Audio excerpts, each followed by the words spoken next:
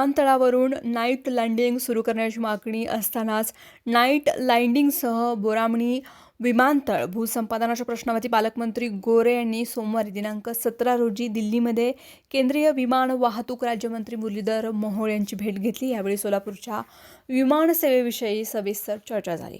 मागील 6 वर्षांपासून सोलापूरमधून मुंबई गोवा विमानसेवा सुरू आहे, परंतु विमानतळावरील धावपट्टी परिसरामध्ये अतिक्रमण, सिद्धेश्वर साखर कारखान्याची चिमणी यामुळे नाईट लँडिंगची जी मर्यादा आहेत, सुरक्षित आणि नियमित विमानसेवेसाठी नाईट लँडिंगची आवश्यकता आहे। त्यासाठी सुमारे 1600 कोटी रुपये खर्च अपेक्षित आहेत। यात मजरेवाडी कुमठा हद्दीमधील जागा संपादन करावी लागणार आहे आणि या विषयावरती चर्चा झाल्याचं सांगण्यात आलं आहे। बोरामणी येथे 33 हेक्टर जागा संपादन केल्यानंतर केवळ 400 कोटी रुपये खर्च अपेक्षित आहे, परंतु या विमानतळाच्या विकासासाठी वन विभागाच्या जमिनीचं भूसंपादन हे करावं लागणार आहे।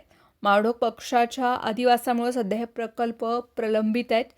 तिरुपती हैदराबाद विमानसेवेबाबत ही चर्चा आहे। सोलापूर मुंबई विमानसेवा सध्या आठवड्यातून 2च दिवस सुरू असून त्या आठवड्यामध्ये 7ही दिवस सुरू राहावी याची चर्चा झाली आहे। सोलापूर हैदराबाद आणि सोलापूर तिरुपती विमानसेवा सुरू करण्याच्या मागणीबाबत पालकमंत्री गोरे यांनी राज्यमंत्री मोहोळ यांच्याशी चर्चा केली आहे।